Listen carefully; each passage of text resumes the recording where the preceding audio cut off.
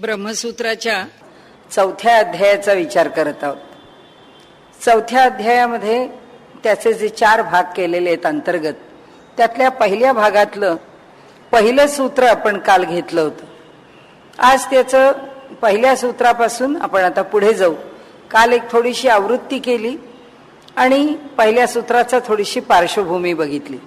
कशा करता पहिलं सूत्र असं सांगितलं, काय ती पार्श्वभूमी होती, तर त्या संदर्भामध्ये बोलायचं तर असं आहे. ते सूत्र आवृत्ती रसकृदुपदेशात, आवृत्ती ही असकृत उपदेशात.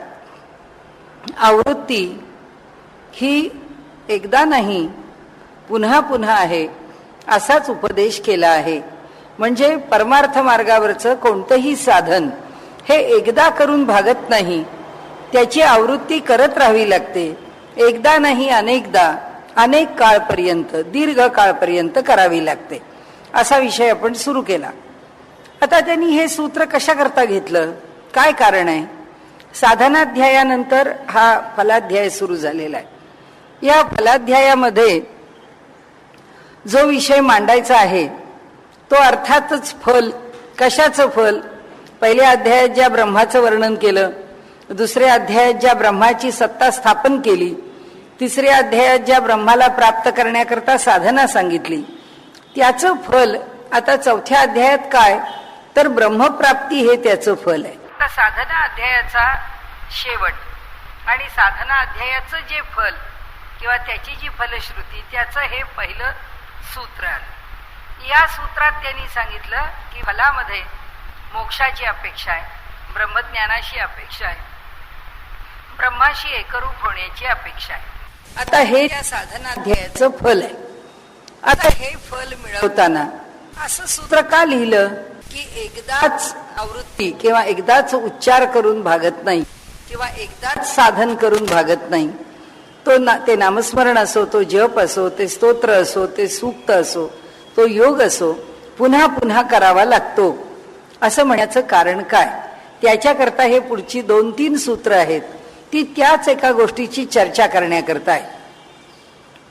एक गोष्ट पहिल्यांदा अशी येते की त्याची आवृत्ती कशा करता हे सांगताना ते आपण काल जो भाग बघितला त्याप्रमाणे आता परमात्मा आणि जीवात्मा याच्यामध्ये संबंध सांगताना आपण काय सांगतो की हे सगळं जग जे आहे ते त्यांनीच निर्माण केलेलं आहे.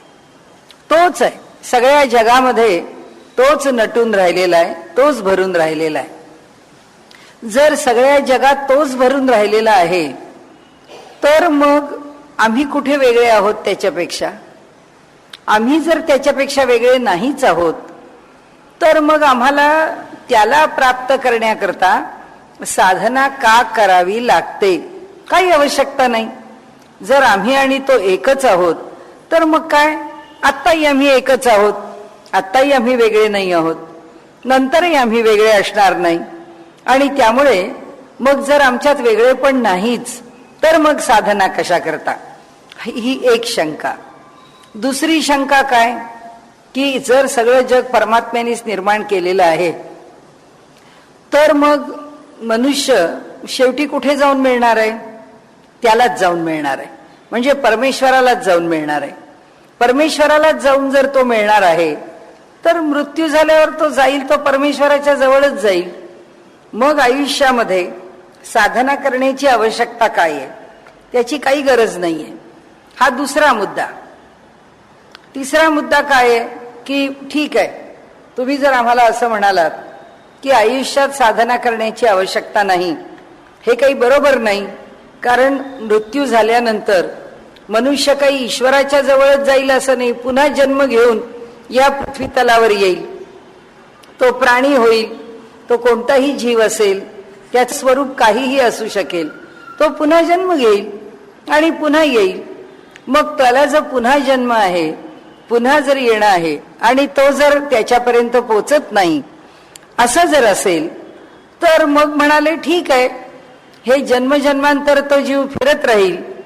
मग शेवटी केव्हा ना केव्हा तरी प्रलय होईल. जेव्हा प्रलय होईल तेव्हा सगळंच ब्रह्मांड संपून जाईल. जेव्हा सगळंच ब्रह्मांड संपून जाईल तेव्हा त्या ब्रह्मांडाचा नाश झाल्यानंतर, प्रलय झाल्यानंतर मग या जीवाला तरी काय अडचण आहे? या जीवाला सुद्धा त्या प्रलयानंतर त्या परमेश्वराशीच एकरूप व्हायचंय. हा जीव सुद्धा त्या परमेश्वरापेक्षा काही मग वेगळा राहत नाही. मग जर हा जीव त्या परमेश्वरापेक्षा जर वेगळा राहत नाही, तर मग साधना कशा करता करायची? हे त्यांनी निर्माण केलंय. आपल्याकडे जो सृष्टीवाद आहे, त्या सृष्टीवादामध्ये असं म्हटलंय की हे सगळं जे जगत आहे ते त्या परमात्म्यापासून निघालेलं आहे. आणि सगळा प्रवास जे करता आहे ते कुठे करता आहे आणि कशा करता करताय? त्याचा हेतू काय? तर त्याचा हेतू एकच आहे, ज्याच्यापासून आपण निघालेले आहोत त्याच्या इथे जाऊन पुन्हा पोचणे. त्याच्यापर्यंत पोचणं किंवा निघाल्यापासून पोचेपर्यंतचा हा सगळा मधला प्रवास आहे, असं सृष्टीवाद हे शास्त्र म्हणजे टिलिओलॉजी असं सांगते की अशा प्रकारे मनुष्य ईश्वरापासून निघून ईश्वरापर्यंत पोचतो. तर आपल्याला आता सगळ्या शक्यता सांगितल्या आपण. मृत्यूनंतर पोचेल, मृत्यूनंतर नाही पोचला तर प्रलयानंतर पोचेल. जर प्रलयानंतरही नाही पोचला तर त्याच्यावर त्यांनी काय तर्क केलाय? ते म्हणाले तुम्ही जर म्हणालात प्रलयानंतर सुद्धा तो पोचत नाही, तो त्याच्या ठिकाणी फक्त अव्यक्त रूपामध्ये राहतो आणि प्रलयानंतर पुन्हा जेव्हा ब्रह्मांडाची उत्पत्ती होते तेव्हा पुन्हा त्या जीवांना जन्माला यावं लागतं. म्हणजे त्यांची सुटका नाहीच. असं जेव्हा एक एक तर्क उभे राहिले, त्याच्या पुढचा तर्क काय उभा राहिला? त्याच्या पुढचा तर्क उभा राहिला की जर सगळं त्यांनीच निर्माण केलंय तर बुद्धी पण त्याचीच, आमचा दिलेला देह पण त्याचाच, आमची वृत्ती पण त्याचीच, आमचा आचार पण त्याचाच, मग सगळं काही जर तोच आहे तर मग साधन कशा करता? तर मग त्या साधनेच्या माध्यमामधून त्याला प्राप्त करणे हे कशा करता? हे सगळं काय आहे? हा तर्क उभा करणार. आणि हे जे सूत्र आहे, हे सूत्र आणि त्याच्या पुढची दोन सूत्र मिळून त्याचा संबंध आहे. हे एक अधिकरण आहे, हा एक विषय आहे. या विषयामध्ये तो जीव जो आहे किंवा आमच्यासारखा एखादा जो प्राणी आहे तो असं म्हणतो की हे अध्यात्मशास्त्र, परमेश्वराला प्राप्त करणं, परमेश्वरापर्यंत पोहोचणं, या जन्मामध्ये पुष्कळ मेहनत करून, काही साधन करून, शरीराला पीडा देऊन, मनाला नियंत्रणात ठेवून, इंद्रियांच्या वरती पुष्कळ निरोध त्यांचा करण्याकरता नियंत्रण ठेवून आम्ही कशा करता हे सगळं करायचं? काही आवश्यकता नाही, अशी एक भूमिका. तर ती जी भूमिका आहे त्या भूमिकेवरती त्यांनी सांगितलं की अहो म्हणाले, हा विषय जो आधी पहिल्यांदा विषयाची सुरुवात ज्याच्याकरता केली ते असं आहे की उपनिषदांनी असं सांगितलं आहे की आत्मावारे द्रष्टव्यः, श्रोतव्यः, मंतव्यः, निदिध्यासितव्यः. उपनिषद असं सांगतात की हे जग ज्या परमेश्वरापासून किंवा ज्या आत्मतत्वापासून निर्माण झालेलं आहे त्याचं तू जरूर दर्शन घे. का घे? कारण हा मानवाचा जन्म जर आता लाभला आहे तर हा पुन्हा इतकं सोपं नाहीये लाभणं. पुन्हा पुन्हा पुन्हा पुन्हा मानवाचा जन्म लाभेल असं नाही. कारण या जन्मात केलेल्या पापपुण्यांच्या प्रमाणे कदाचित मानवापेक्षा नीच योनी प्राप्त होतील, कदाचित मानवापेक्षा उच्च किंवा दिव्य योनी प्राप्त होतील.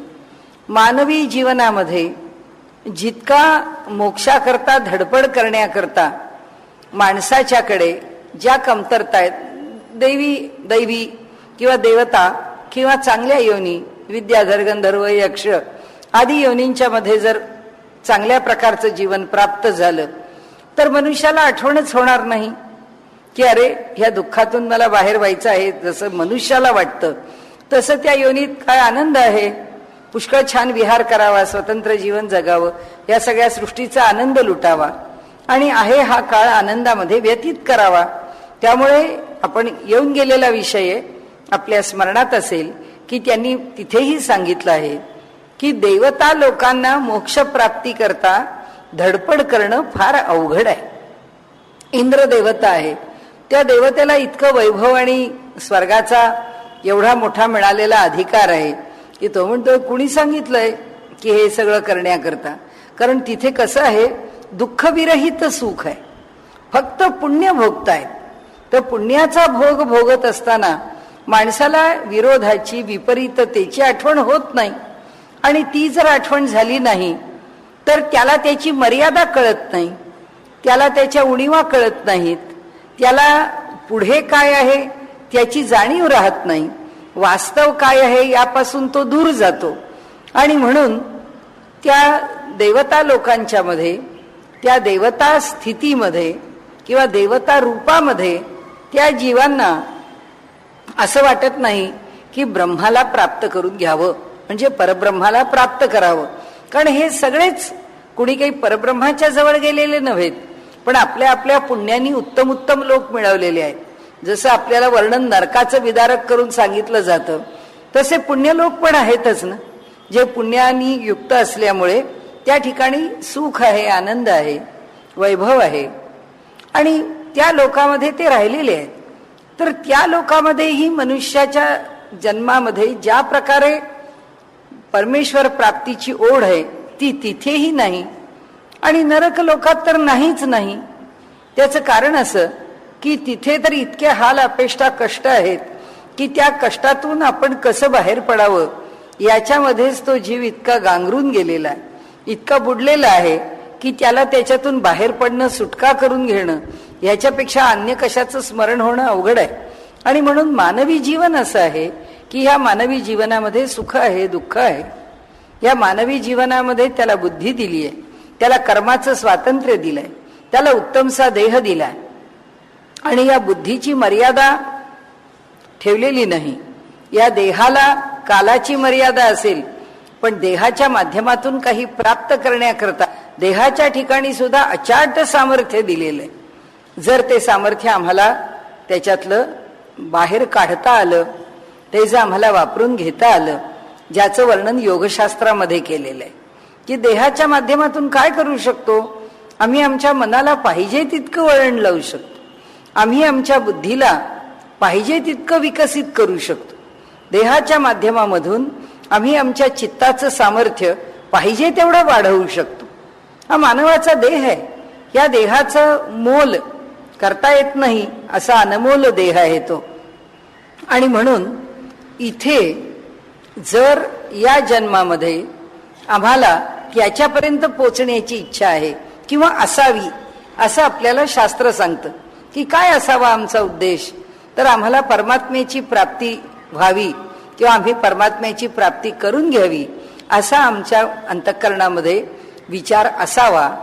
तो याच जन्मामध्ये मानवाचा देह मिळाला आहे म्हणून या जन्मात फलित व्हावा याच्याकरता प्रयत्न आमचे या जन्मात व्हावेत. हे जरी सगळं खरं असलं तरी सुद्धा होईलच असं नाही. पण मनुष्य जर चांगल्या दिशेने विकास करत गेला तर जसं गीताकारांनी 2 आश्वासनं दिलेली आहेत. एक आश्वासन दिलेलं आहे, नाही कल्याणकृत कश्चित दुर्गतीन तात गच्छति. कल्याणकारक केलेलं कोणतंही कर्म हे मनुष्याला कधी दुर्गतीला नेत नाही, हे एक. आणि दुसरं, आपल्याला बहुनाम जन्मनाम अंते ज्ञानवान माम प्रपद्यते. पुष्कळ जन्मांच्या नंतर ज्ञानी पुरुष हा मला येऊन प्राप्त होतो. याचा अर्थ असा की ज्ञान प्राप्त करायलाही काही जन्मांचा काळ आहे आणि काही जन्मांच्या नंतर ज्ञानी पुरुषाला परमेश्वराची प्राप्ती आहे. म्हणजे आम्हाला त्याचं यथार्थ ज्ञान करून घेतलं पाहिजे. मग ते केव्हा सुरू करावं, म्हणून तर ब्रह्मसूत्रामध्ये अथा तो ब्रह्म जिज्ञासा, की म्हणून आता आम्हाला ब्रह्माची जिज्ञासा आहे की ब्रह्म काय आहे, ब्रह्माचं महात्म्य काय आहे, ब्रह्माला समजावून का घ्यावं. इथून जे सुरुवात झाली ती आता शंकेला किंवा वेगळ्या विचाराला आता फाटे फोडण्याची स्थिती आता नाही. आता फलाच्या संदर्भामध्ये उभे राहणारे तर्क विचारात घ्यावे लागतील. म्हणजे ब्रह्म आहे का नाही, ब्रह्मामुळे काय होतं, त्या ब्रह्माचं स्वरूप काय आहे, त्याला कसं जाणावं, हे सगळं आता होऊन गेलं. हे सगळे विषय आता मागे पडले. आता समोर आलेला विषय कोणता आहे, आता समोर आलेला विषय एकच आहे की त्या ब्रह्माच्या प्राप्तीकरता या जीवानी या जन्मात धडपड केली पाहिजे, म्हणून साधना आहे. साधनाध्यायामध्ये साधनेचं स्वरूप सांगून झालं. आता फलाच्या बाबतीमध्ये विचार करताना प्रश्न आला की फल कसं मिळतं, तर त्या पहिलं उत्तर काय, तात्काळ. हे त्याचं पहिलं उत्तर. कुणी दिलं हे उत्तर आपल्याला? शंकराचार्यांनी दिलं. शंकराचार्य असं म्हणतात की ज्याचं साधन चतुष्टय पूर्ण झालेलं आहे, ज्याचं साधन चतुष्टय अभ्यासून नव्हे तर त्याच्या स्थितीमध्ये तो गेलेला आहे. म्हणजे काय, नित्यानित्य वस्तू विवेक, इहामूत्र फलभोग विराग, मुमुक्षुत्व आणि षट साधन संपताचा विचार किंवा त्यांच्या दमन म्हणजे शम दम तितिक्षा आदी हे जे षट साधन संपत आहेत, तर त्यांच्या ठिकाणी त्यांनी प्राप्त करून घेतलेला अधिकार, नित्यानित्य वस्तू विवेक, या जगामध्ये काय नित्य आहे आणि काय अनित्य आहे याचा विचार ज्याच्या ठिकाणी पक्का झाला आणि त्याप्रमाणे त्याचा व्यवहार सुरू झाला. आता ही वस्तू नित्य नाही, ही वस्तू नित्य नाही, ही वस्तू पण नित्य नाही, देह ही नित्य नाही आणि ह्या आमच्या समोर असलेल्या निर्जीव वस्तू पण नित्य नाही. मग जे नित्य नाही त्याचं दुःख का? म्हणजे त्याकरता दुःख तो करणार नाही म्हणून तो काय देहाच्याकडे दुर्लक्ष करील का? नाही, तो देहाला निश्चित सांभाळेल. प्रपंचामध्ये आम्ही जसं प्रत्येक वस्तूची काळजी घेऊ तशी घेईल, पण आमचं त्याच्या ठिकाणी जे अहम ममत्व आहे ते अहम ममत्व त्याच्या ठिकाणी असणार नाही. तो त्या ममत्वापासून दूर आहे.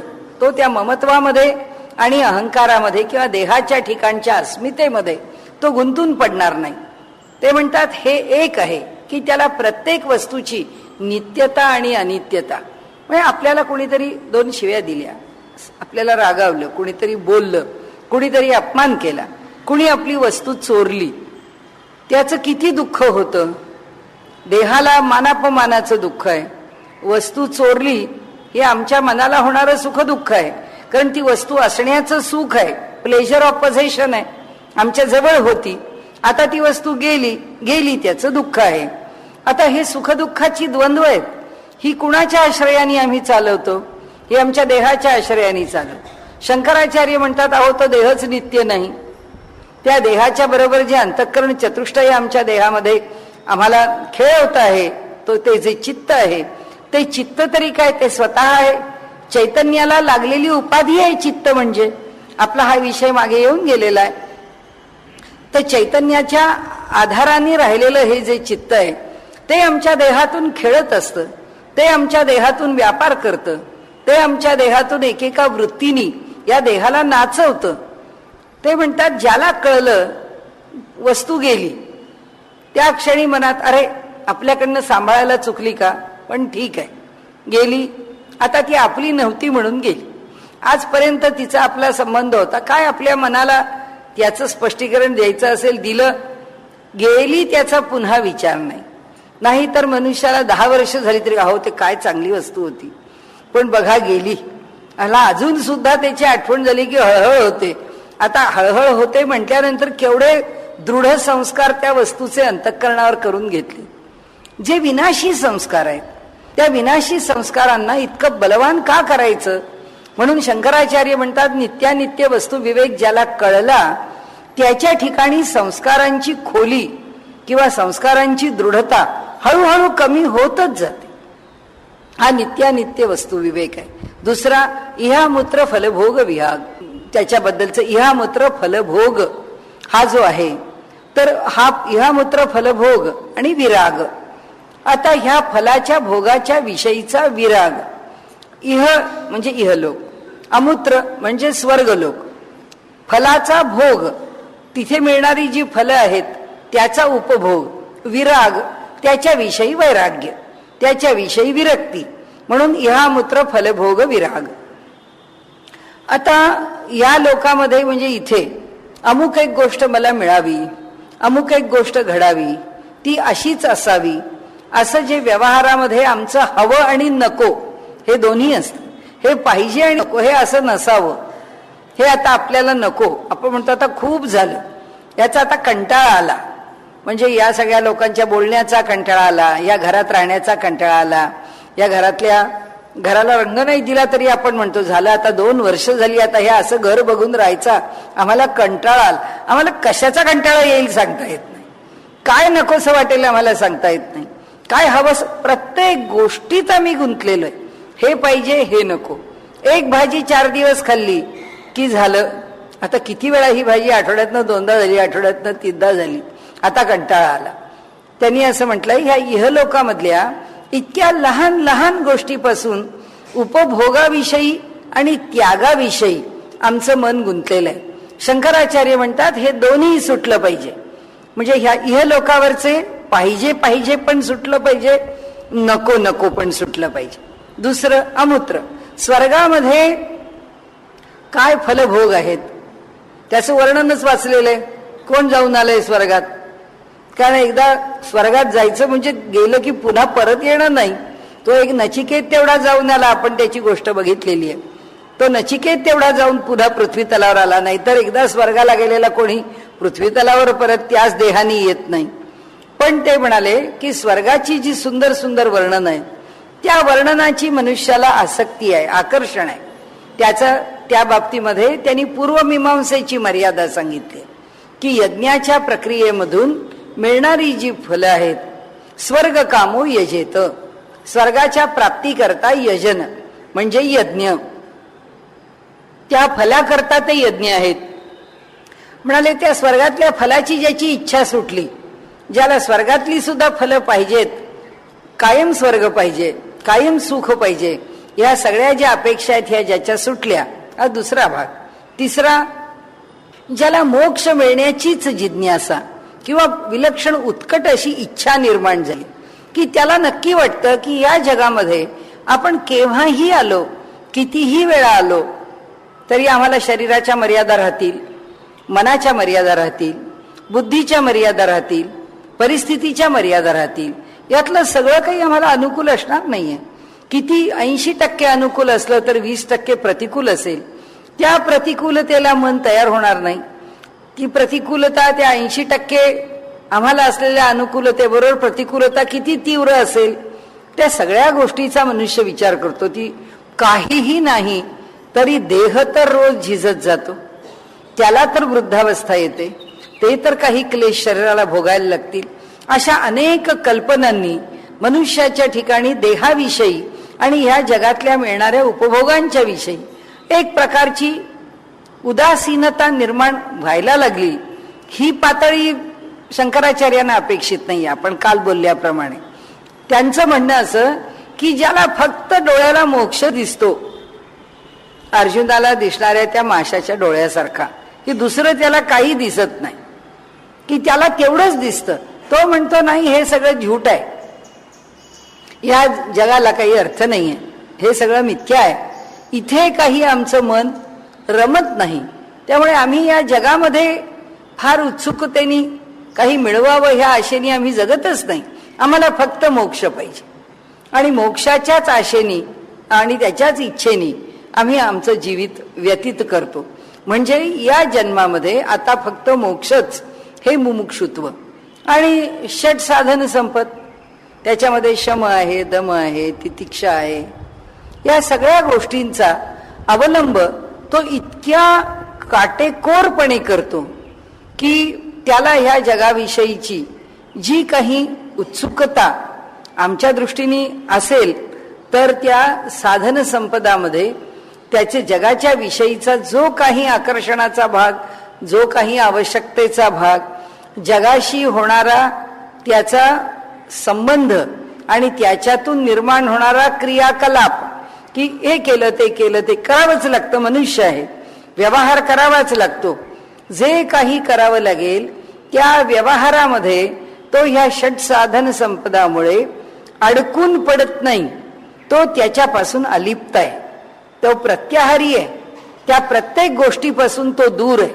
आणि शंकराचार्य असं म्हणतात की ज्याला नित्यानित्य वस्तू विवेक साधला, ज्याला इहामूत्र फलभोग विराग म्हणजे वैराग्य निर्माण झालं, छे या इहलोकातल्या एकाही सुखाशी मी जोडलेलो नाही, या परलोकातल्या एकाही सुखाविषयी मला आकर्षण नाही, आणि हे अगदी 100% प्रामाणिकपणे घडलं.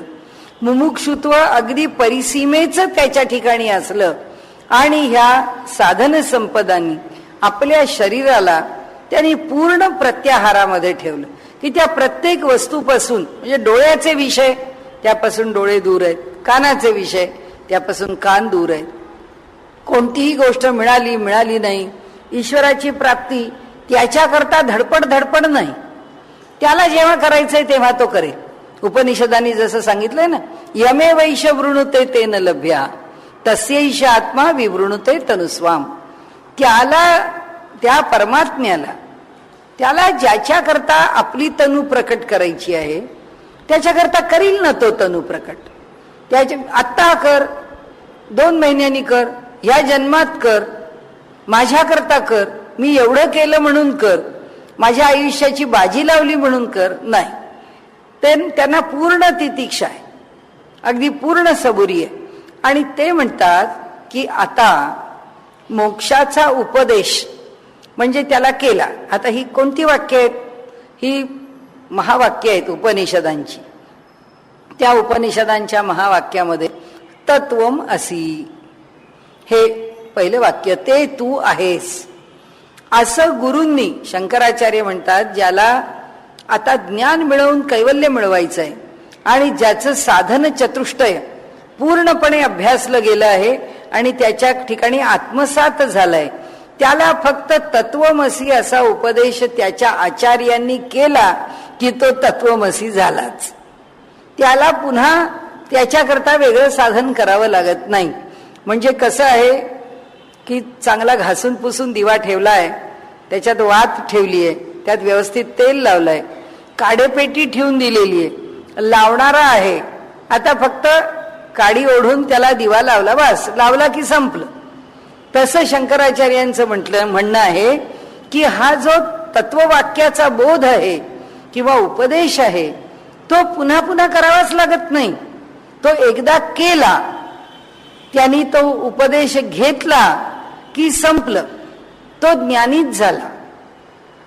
तो त्याला आता वेगळं ज्ञान होण्याचं कारण नाही, वेगळ्या ज्ञानाकरता साधन करण्याचं कारण नाही, त्याच्याकरता आवृत्ती करण्याचं कारण नाही.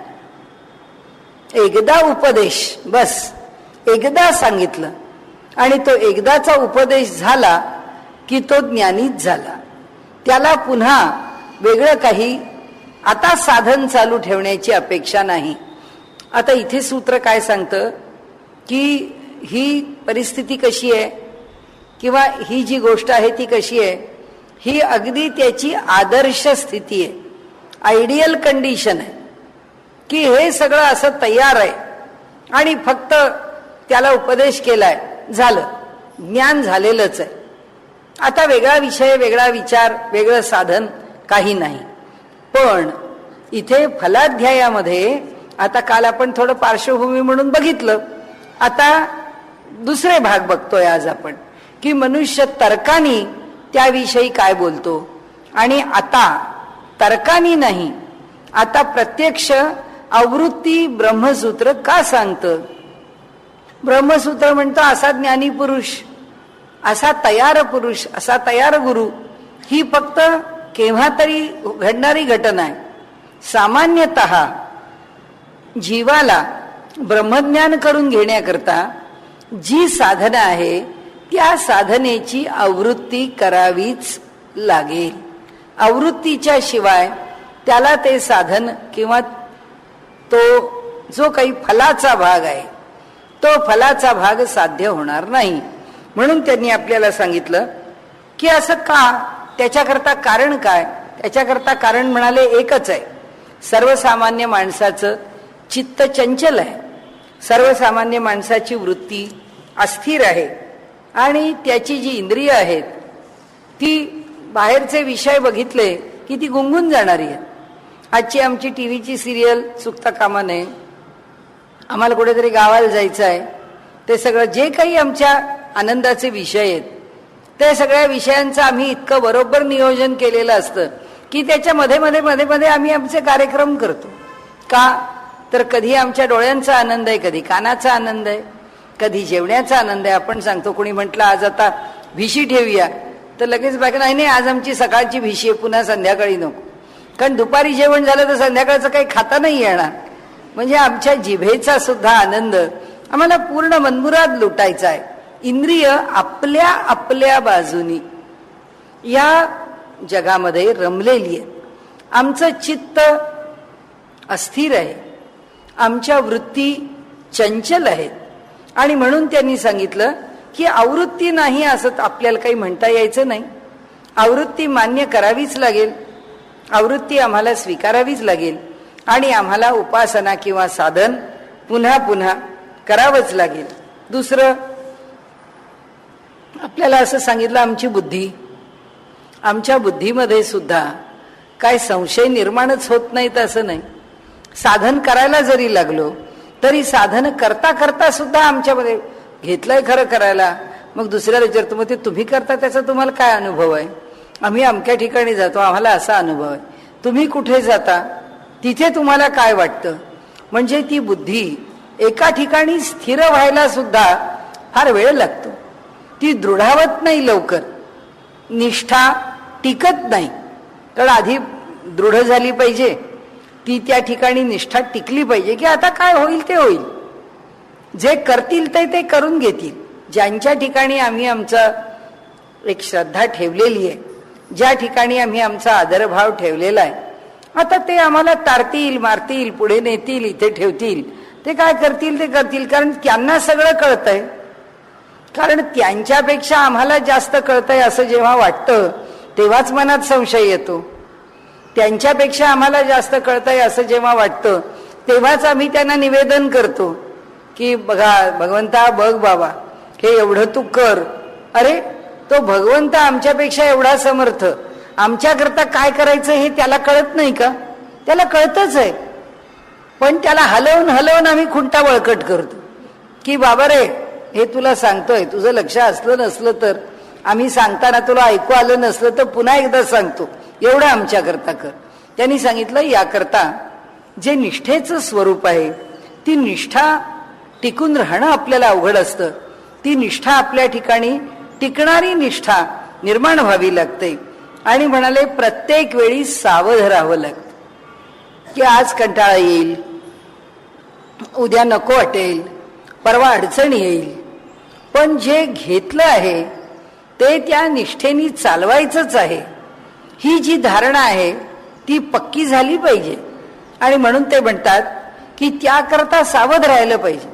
मनाला आपण चांगल्या गोष्टीमध्ये गुंतवलंय, आपण आपल्या सगळ्या दिनक्रम आहे तो चांगल्या प्रकाराने व्यतीत करतोय, पण म्हणजे तो तसा व्यतीत होतोच असं नाही.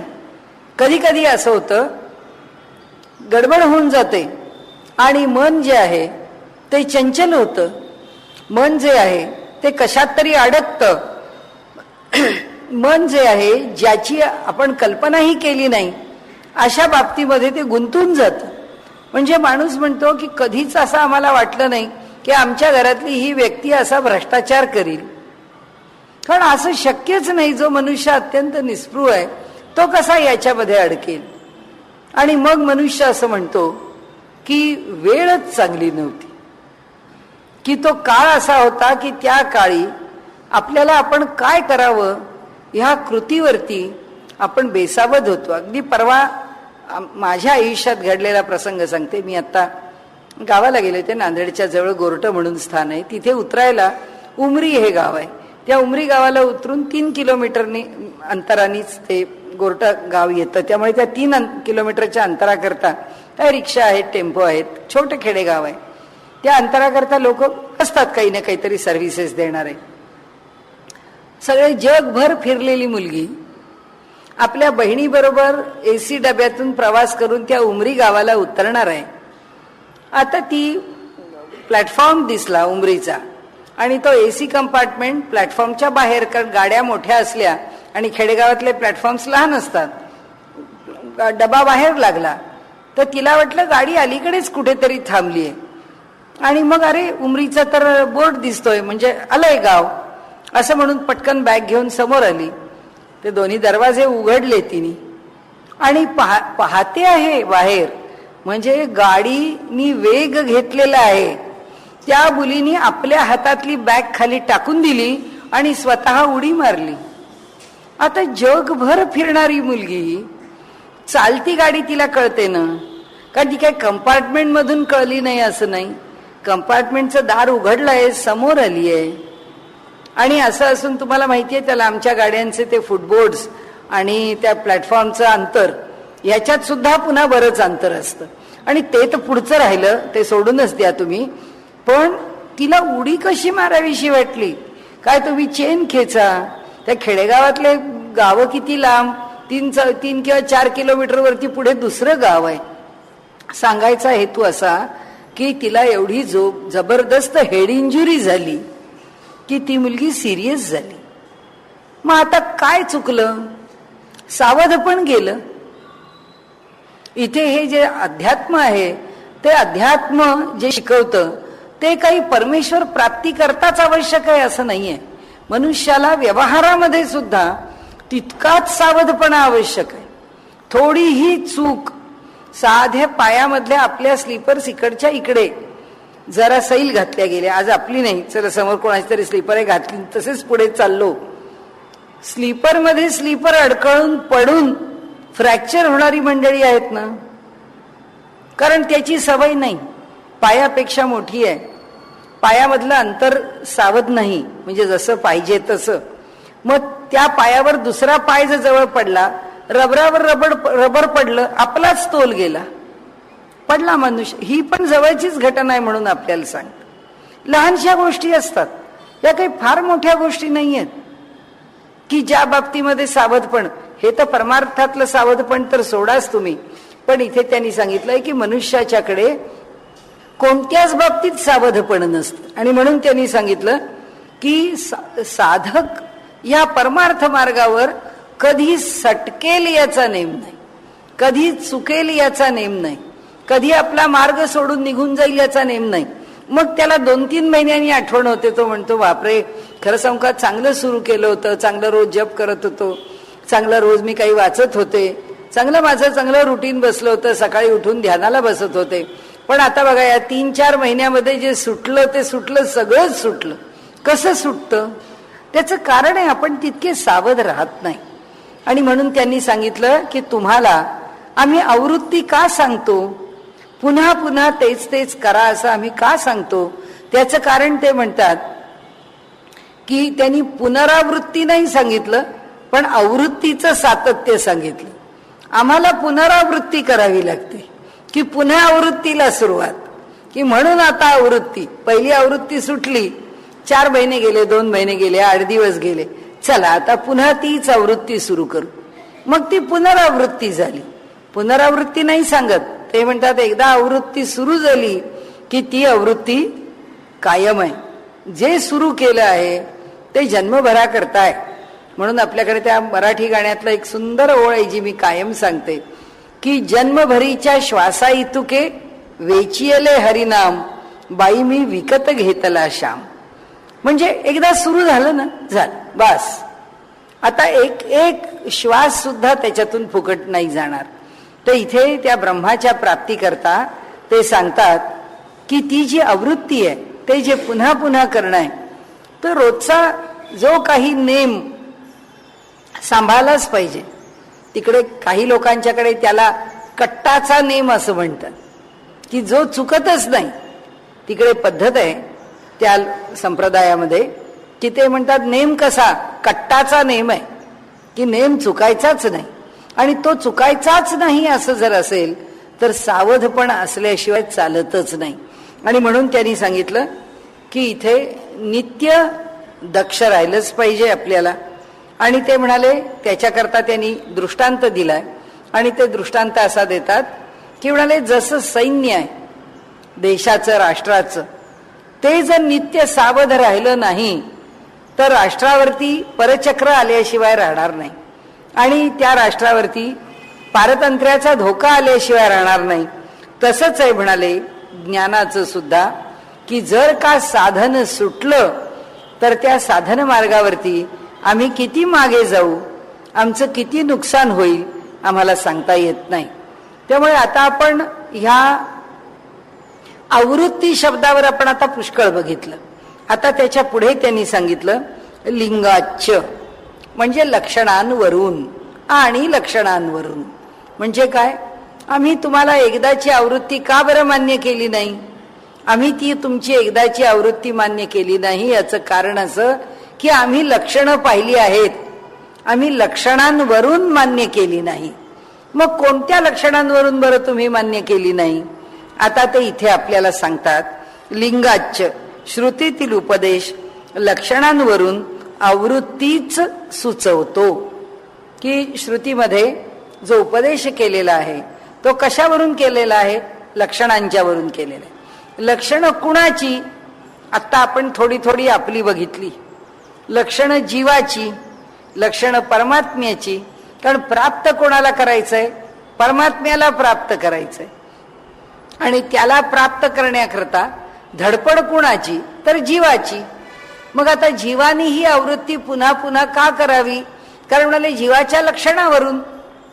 जीव ज्याच्या आश्रयाने राहतो त्या देहाच्या लक्षणावरून, जीव ज्याच्या आश्रयाने राहतो त्या इंद्रियांच्या लक्षणावरून, त्याच्या ज्ञानेंद्रियांच्या, कर्मेंद्रियांच्या, मन नावाच्या 11व्या इंद्रियाच्या म्हणजे अंतःकरणाच्या, या सगळ्यांच्या लक्षणावरून असं दिसतं की नुसतं एकदा तत्वमसी असं म्हटलं, गुरूंनी आपल्याला कानामध्ये गुरुमंत्र दिला किंवा गुरुमंत्राची दीक्षा घेतली की दीक्षा घेतल्याबरोबर आम्ही काय मोक्षाला प्राप्त झालो? आम्हाला काय ज्ञान प्राप्त झालं? नाही होणार. कारण ह्या बाकीच्या सगळ्या आमच्या मर्यादा आहेत. ह्या सगळ्या ज्या मर्यादा आहेत त्या मर्यादांच्या करता सांगितलेलं जे हे सूत्र आहे, लिंगाच्च लक्षणांवरून जी लक्षणं बघायला मिळतात त्या लक्षणांच्या मुळे.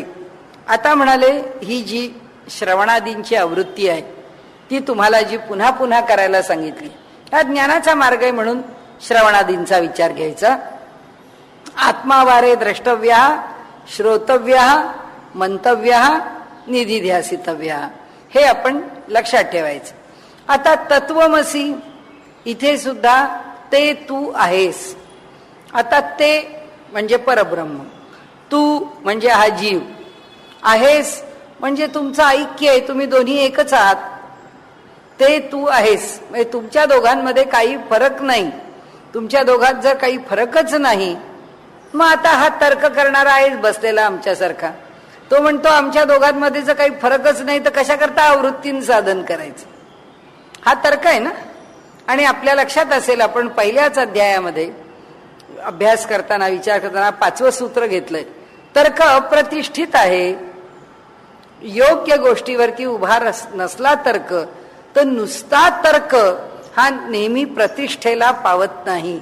प्रतिष्ठा याचा अर्थ त्याला काही कॉन्क्रीट बेस नसतो, त्याला अधिष्ठान नसतं, त्याला पाया नसतो. काय मनास येईल ते असे काही लोक असतात. आपण काहीही बोललो की त्याच्यावरती ते काही पण उत्तर देतात. त्यांना काय वाटेल ते, मला असं वाटलं, मला आता असंच बोलावं असं वाटलं, मी असंच बोलणार, मी असंच वागतो. अरे कारण का? त्याला कुठला पाया नाहीच आहे हो. जे डोक्यात आलं ते तो बोलून मोकळा होणार.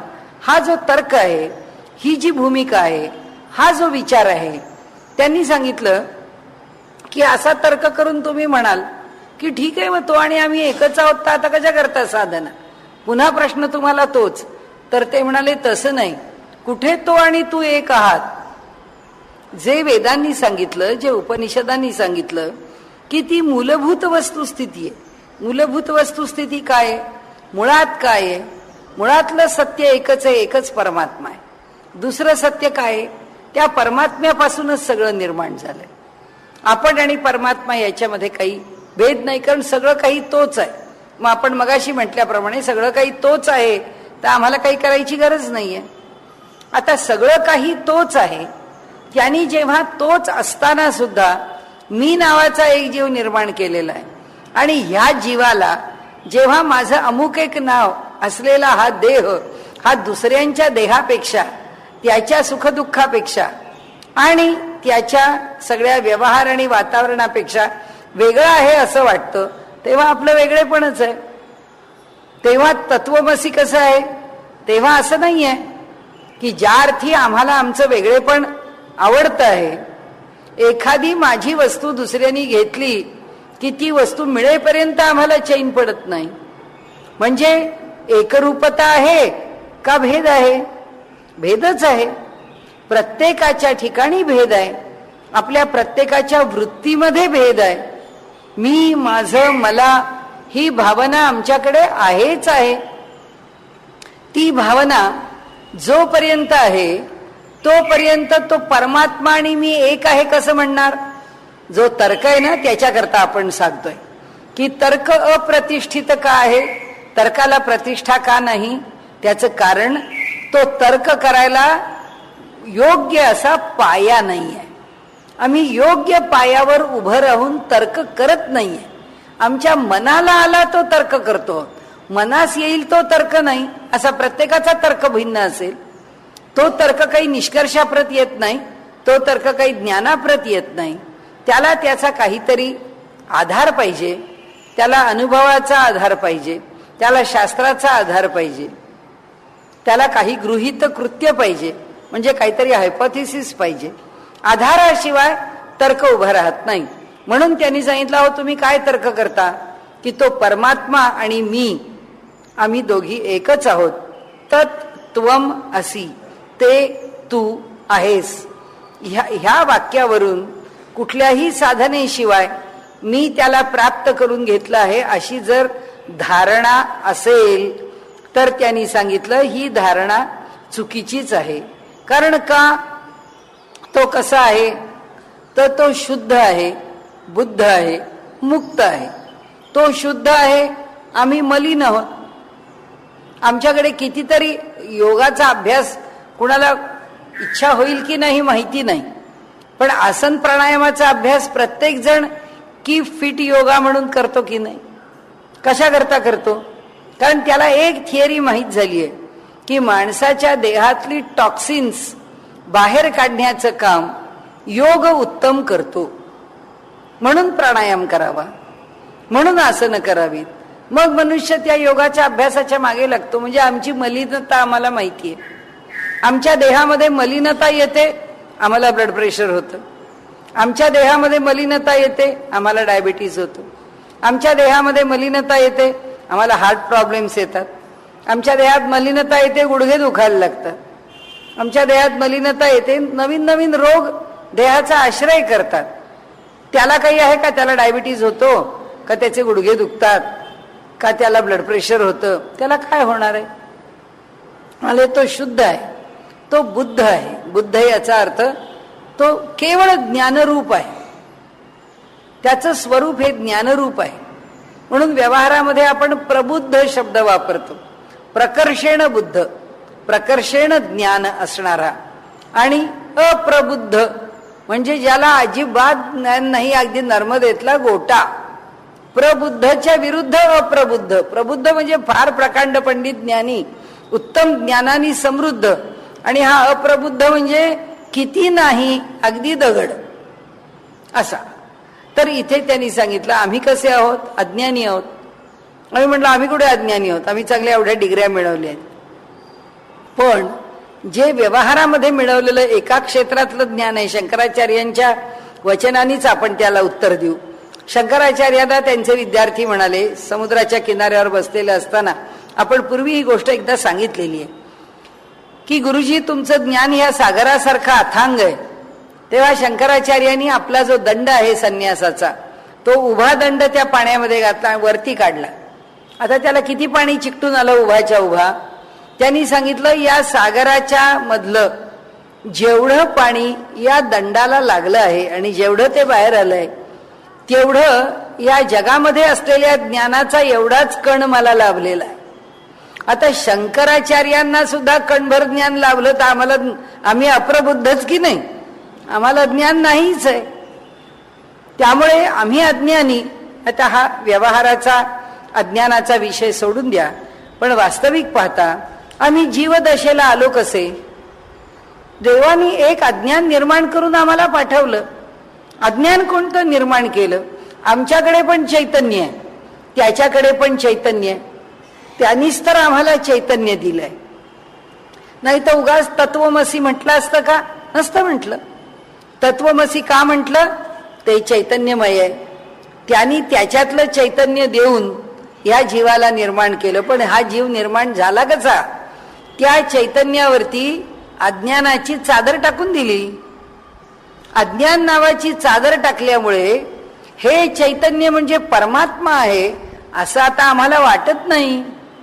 आम्हाला असं मी आहे, माझं गाव, माझं घर, माझं कुल, माझी परंपरा, आमची फॅमिली ट्री, आमची फॅमिली हिस्ट्री, माणूस कशा कशाशी जोडला जात नाही मी आणि माझ्याशी, की आमच्या कुटुंबाचा इतिहास, आमच्या वंशाचा इतिहास, आमची वंशावळ, हे सगळं तो का बोलतो, कसं बोलतो? त्याचं कारण असं आहे की तो स्वतःला काहीतरी वेगळं समजतो आणि आपलं अस्तित्व कायम आहे किंवा आपल्या अस्तित्वाला काही वेगळं स्थान आहे ह्याची जाणीव करून राहतो. म्हणून आता हे तत्वमसी जे आहे त्या वचनाचं अज्ञानच आहे की नाही आम्हाला, ते तू आहेस. आता हा जो तू, हा जो जीव आहे, ह्या जीवाला प्रतिक्षणी मी परमात्मा आहे असं वाटतं का? असं काही वाटत नाही. या प्रतिक्षणी मला हा देह म्हणजे मी आहे असंच वाटतं. प्रतिक्षणी ह्या देहाचं आकर्षण, आसक्ती, ममत्व सगळंच राहतं. म्हणून तो शुद्ध आहे, तो बुद्ध आहे. आम्ही मलिन आहोत, आम्ही अज्ञानी आहोत. तो शुद्ध, बुद्ध आणि मुक्त आहे. त्याला कोणतंच बंधन नाही आणि त्याच्या ठिकाणी कोणतंच बंधन असत पण नाही, असणार पण नाही. तो सर्वदूर व्याप्त आहे आणि जितकं काही व्यापकतेची मर्यादा आम्ही सांगू तेवढं सगळं व्यापून राहिलेलं आहे. आणि तरी सुद्धा सगळ्यांना व्यापून त्याच्यावरती दशांगुले उरला, त्याच्यावर पुन्हा 10 अंगुळ आहेच तो, जे अत्यतिष्ठत दशांगुलम, त्याच्यावरती जे जे काही आहे त्याच्यावर पुन्हा तो आहेच. 10 अंगुळ म्हणजे काहीतरी एक माप सांगायचं म्हणून सांगितलंय की जे काही तुम्ही सांगाल त्यात तो भरून आहे आणि त्याच्याशिवाय त्याच्यावरती तो आहेच. त्यामुळे त्याला कोणतंच बंधन नाही. तो जो आहे तो पूर्ण मुक्त आहे आणि आम्ही पूर्णपणे बांधलेले आहोत. कशाने बांधले आहोत? हा देह म्हणजे मी आहे असं वाटत असताना सुद्धा या देहाला आयुष्य आहे. देह कालानी बांधलेला आहे. कालानी या देहाला अनेक व्याधींनी बांधलं आहे. या देहाला या देशानी बांधलंय. आत्ता पुण्यात आहोत असं जर वाटलं याला की या क्षणी अमेरिकेत असावं, जाऊ शकत नाही.